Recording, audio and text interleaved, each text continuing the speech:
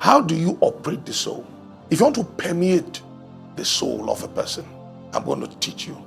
Sound is one of the things that permeates the universe of man.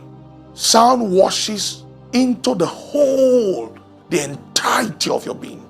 Sound comes to you and hits your body, your mind, your emotions, your spirit, everything at the same time.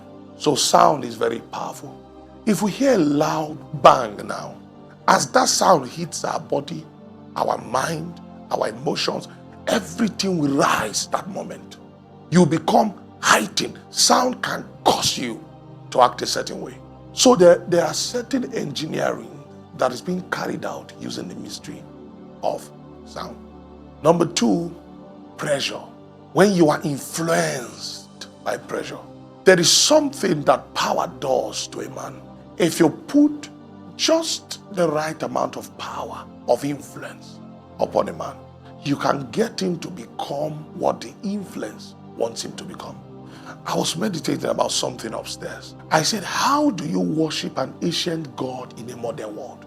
Do you notice that certain religious sect has kept their ancient worship until now, while other religious sect has modernized their form of worship because of the societal shift, the societal pressure, the wave of power that shifts the age. Bible calls this spirit the prince of the power of the air. Have you ever seen the wind blowing before? It can force a rigid structure with just the right amount of pressure to collapse. So this power works in the sons of disobedience. So you can program the soul by sound.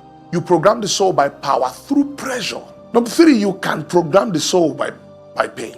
There's a level of pain you can introduce to the soul that can crack the soul. It will disintegrate the soul, then you can now rebuild the soul into what you want to build.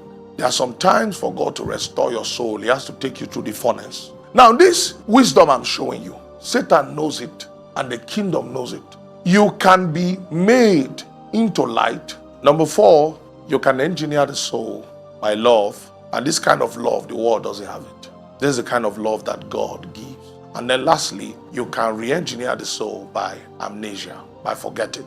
There are things that you can pass the soul through. Number 1, pleasure. That the soul can forget who it is, and then it takes on the identity of the pleasure it's addicted to.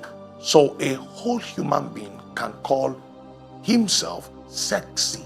His soul has taken on an identity that is sexually oriented. A woman tells herself, I am sexy, I'm good for sex.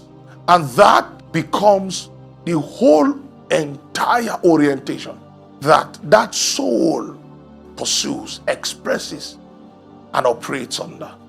So the soul is the place of a man's expression. The soul is the expressive point of